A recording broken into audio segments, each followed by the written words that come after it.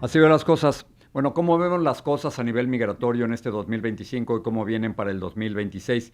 Estaba recordando una frase de la ex reina de Inglaterra que estaban viviendo un momento sumamente complicado.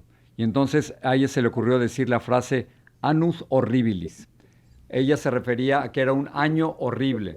Y estoy pensando que esa misma frase puede utilizarse para el año que hemos vivido aquí en este 2025 en los Estados Unidos. Ha sido un año horrible para los inmigrantes y el 2026 pudiera ser aún más horrible. Para ayudarnos a tratar de entender lo que hemos vivido y lo que viene, invitamos una vez más aquí al abogado Ángel Leal, quien siempre nos ha ayudado a tratar de entender las cosas más complicadas aquí en los Estados Unidos. Ángel, gracias por estar aquí en el programa. Como no, Jorge, encantado como siempre, un honor. Esa frase de años horribilis me parece que es como muy apropiada. ¿Has visto algo parecido en tu carrera como abogado, Ángel? No, ni siquiera el primer mandato del presidente Trump se aproxima a la avalancha de medidas anti-inmigrantes que se han tomado a través de esta administración y sobre todo con la crueldad que muchas de estas medidas se han efectuado. O sea que quizás el objetivo sea la crueldad al hacer estas redadas, al separar familias, al no permitirle a los niños ver a sus padres, al sacar a gente de aquí. Eh, las cifras que yo tengo es que han deportado hasta el momento 500.000 de personas y 1.600.000 se han autodeportado. Estamos hablando de más de 2 millones de personas que ya no viven aquí en los Estados Unidos, pero la idea de la crueldad es lo que ha hecho que aumenten de esta manera increíble el número de deportaciones, de autodeportaciones. Efectivamente, es toda una campaña y es una campaña anunciada y tiene mucho que ver con lo que se publicó en el proyecto 2025 y tuvieron 4 años para planear estas medidas que han tomado y sistemáticamente han ido. Es el proyecto de ilegalización masiva más grande de la historia, donde de pronto personas que contaban con un estatus legal en el país pierden el estatus legal, se convierten en personas deportables independientemente de la conducta, de los lazos familiares, de lo que puedan aportar a la comunidad, lo que puedan aportar al país, al mercado laboral, a la economía, independientemente de todo eso, simple y llanamente si es una persona deportable y tienen la potestad y lastimosamente en algunos casos ni siquiera con la potestad de poder deportar personas, hemos visto deportaciones indiscriminadas. Ahora, es imposible, me parece que es imposible tratar de deportar a cerca de 14 millones de indocumentados que hay aquí en los Estados Unidos, según el Centro Pew, pero ya llevan 2 millones entre deportados y autodeportados. Desde tu punto de vista, Ángel, ¿cuál es el objetivo? ¿Qué es lo que quieren lograr? Lastimosamente creo que es política, Jorge. Mm. Esta era una campaña que se hizo durante la elección presidencial. Lo que interesantemente, lo que está pasando, indiscutiblemente el país quería seguridad en la frontera. El país quería cerrar la frontera. Pero al lograrse eso y Que lo ha enfocarse. logrado, por cierto, ¿verdad? O sea, estamos de acuerdo en que el presidente la vez pasada, hace unos días, dijo que había logrado cerrar totalmente la frontera y que nadie estaba pasando. No estoy tan seguro de eso, pero el hecho de que la frontera está cerrada entre México y los Estados Unidos está cerrada. Sí, indiscutiblemente, y yo cuestiono la legalidad de algunas de estas medidas, sobre todo de obstaculizar la posibilidad de pedir asilo en cuanto la persona toca tierra estadounidense. Ese es un derecho que tiene por ley doméstica, por convenio internacional a través de las Naciones Unidas, pero independientemente de eso, el público quería seguridad fronteriza, quería que, entre comillas, que se cerrara la frontera. Perfecto.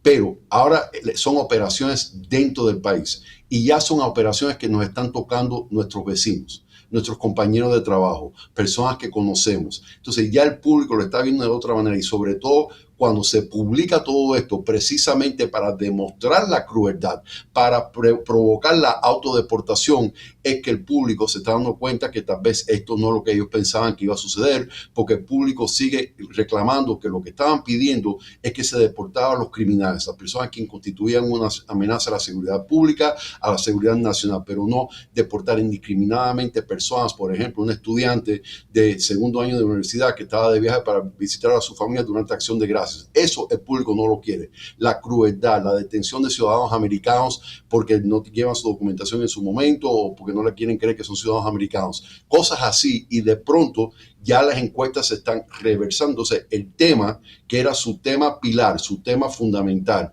de pronto se le está revertiendo de acuerdo a un artículo reciente del New York Times, el artículo de Peggy Noonan, donde ella dice, ¿qué pasa cuando pierdes tu tema primordial durante tu campaña electoral y de pronto el público se empieza a revirar en contra de ese tema porque ven la crueldad con la cual se está efectuando medidas que tal vez no sean necesarias o justas? Durante la campaña, el presidente Donald Trump había prometido ir en contra, y aquí estoy citando, los peores de los peores. Acabo de ver precisamente otro artículo del diario de New York Times, una investigación en la que 2/3 de todos los deportados no tienen crímenes, no tienen antecedentes penales. Es decir, que no están yendo contra los peores de los peores, sino se están llamando a mucha gente totalmente inocente, que lo único malo que hicieron es una infracción civil, fue entrar ilegalmente a los Estados Unidos. Aumentó un 2000% las detenciones de personas sin antecedentes penales. Y es lo que estamos viviendo. Y es lo que estamos viendo. Ahora, muchos, el argumento de ellos es que el simple hecho de haber entrado ilegalmente a los Estados Unidos o que te hayas convertido en un indocumentado una vez que ya estás aquí en los Estados Unidos, para ellos, Ángel, es razón suficiente para deportarlos. En teoría sí, pero hay que diferenciar. El que entró con visa y se quedó más tiempo de lo permitido, tal vez esté indocumentado, pero no ha cometido una violación penal. El que entró ilegalmente por la frontera o irregularmente por la frontera sí ha cometido un delito menor, que en muchos casos ese delito ha prescrito porque ya el estatuto de limitaciones se ha caducado, porque ha pasado años. Estamos hablando de algo que pudo haber ocurrido hace 15, 20, 30 años atrás, una persona a quien se le ha permitido que permanezca en el país tácitamente, personas quien inmigración puede tener conocimiento de su paradero en el país, personas que están trabajando, que están pagando impuestos, que han criado familias, que tienen lazos familiares, que por un motivo técnico u otro no han podido arreglar papeles. Y realmente estamos viendo esos casos de personas que merecen la oportunidad de estar acá, que se han ganado la oportunidad de estar acá, porque son personas que aportan a la economía, que aportan a la fuerza laboral, que son nuestros amigos, nuestros vecinos, nuestros compañeros, etcétera, y son personas que por un motivo u otro, tal vez por la forma de entrada, tal vez porque no califican bajo leyes que ya no existen, por la falta de actualización de nuestras leyes inmigratorias, no pueden adquirir esa residencia, se convierten en blancos de la detención y de deportación, y estamos viendo la fractura de nuestras comunidades. Déjame preguntarte sobre las personas que hicieron lo correcto a través de la aplicación CBP-1 o que llegan y se entregaron en la frontera durante el gobierno de Joe Biden. Muchos creían que estaban protegidos, pero háblame sobre todos estos miles o quizás millones de personas que estaban legalmente y que de pronto, al perder su permiso de trabajo, el TPS, de pronto se han convertido en indocumentadas. ¿Cómo ha sido este proceso? Horrible, horrible, y ha sido una campaña sistemática, comenzando con los que entraron con el parol humanitario. Esas personas de pronto... ¿Qué es el parol humanitario? Era el programa de patrocinio para Cuba, Haití, Nicaragua y Venezuela, donde personas por lazo afectivo patrocinaba a esa persona para que entrara con una declaración de patrocinio económico. La persona entraba bajo parol, que es una libertad condicional. En el caso cubano, al año y el día podían intentar la residencia bajo la ley de ajuste cubano. En el caso venezolano, muchos de ellos calificaron para TPS. En el caso nicaragüense, haitiano, un poco más complicado, pero muchos de ellos tienen casos de asilo pendientes, y de pronto se les dio esa oportunidad, y todo esto era con la idea de que no vinieran irregularmente por la frontera. O sea, entraron legalmente, Ángel. Todas esas personas entraron legalmente. Es correcto, es correcto. Lo que técnicamente, para efectos inmigratorios, no fueron admitidos. Entraron legalmente con libertad condicional pendiente una legalización dependiendo de las circunstancias de cada caso, pero al quitarle la libertad condicional, al revocar los paros, que se retó a nivel de Corte Federal, pero al final por el momento se permite esto, se convierten en personas que son sujetas a la deportación, y en muchos casos deportación expedita. Lo mismo pasó con lo que entraron con cita previa, a lo que hiciste referencia anteriormente, cita previa a través de la aplicación móvil CBP One, que eran personas que venían a pedir asilo. Era una forma organizada de que la persona se presentara en un puerto de entrada donde podían ser detenidos o no, pendiente corto o no, entrevista creíble o no, o tal vez la posibilidad de presentar asilo ante un tribunal de inmigración. De pronto, a esta persona también se le revoca el parol bajo el programa CBP-1. Entonces, ya ese grupo de personas, los que entraron con CBP-1 eran aproximadamente 900,000 personas.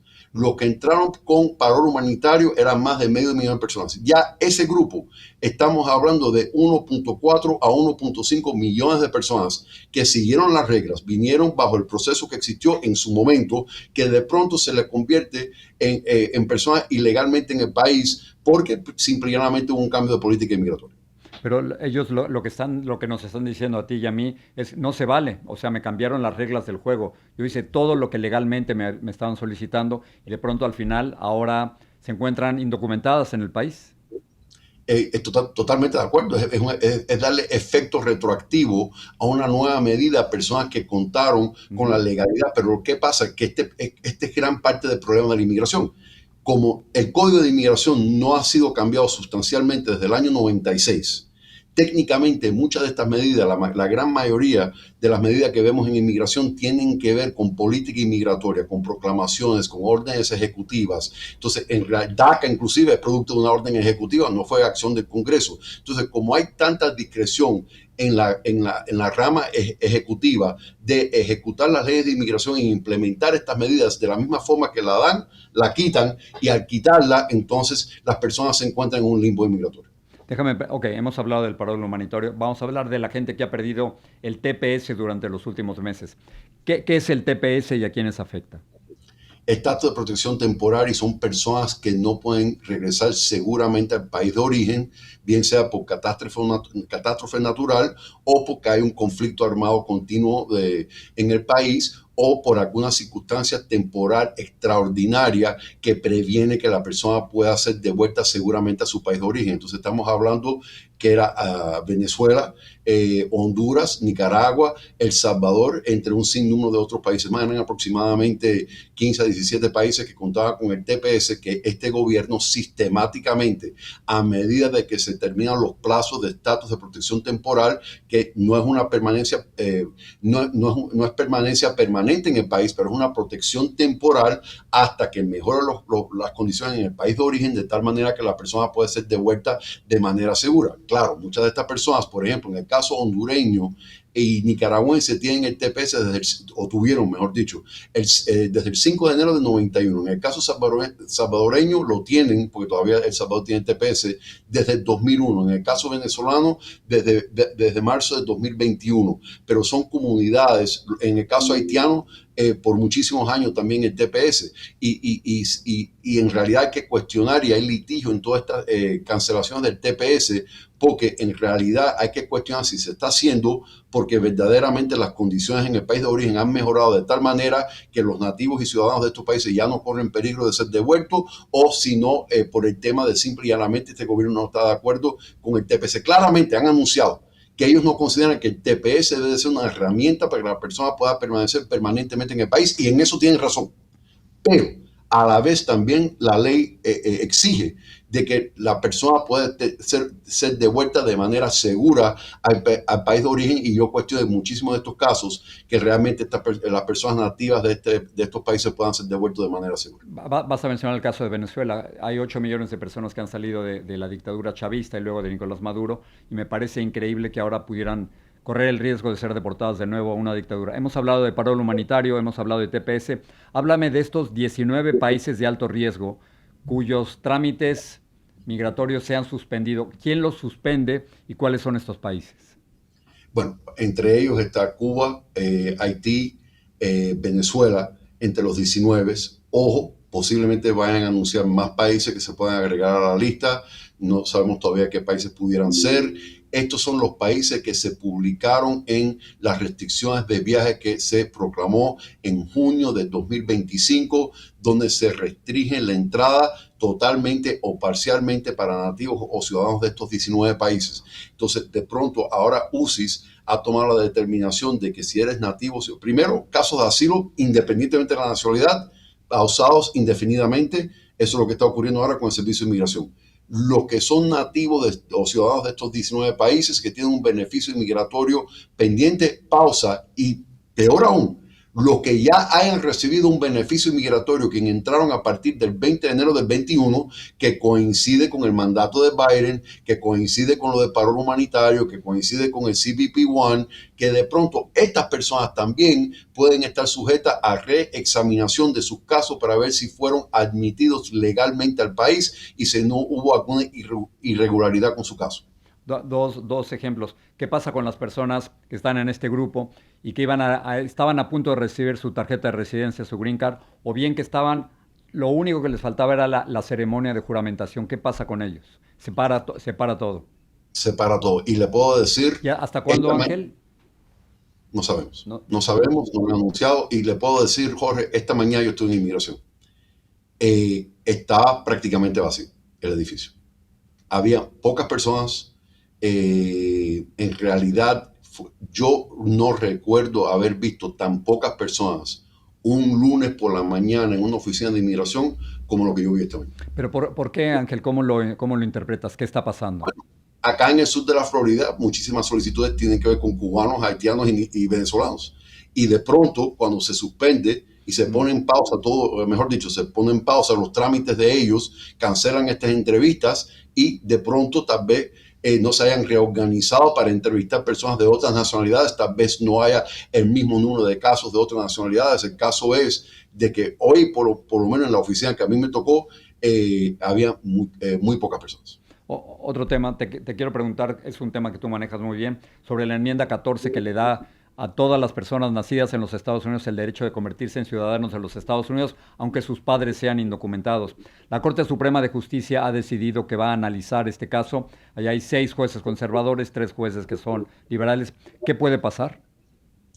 Yo hubiese dicho poco tiempo atrás que indiscutiblemente el derecho constitucional a la ciudadanía por nacimiento existe por la 14ª enmienda de la Constitución, y la interpretación de la 14ª enmienda de la Constitución por parte de esta misma Corte Suprema.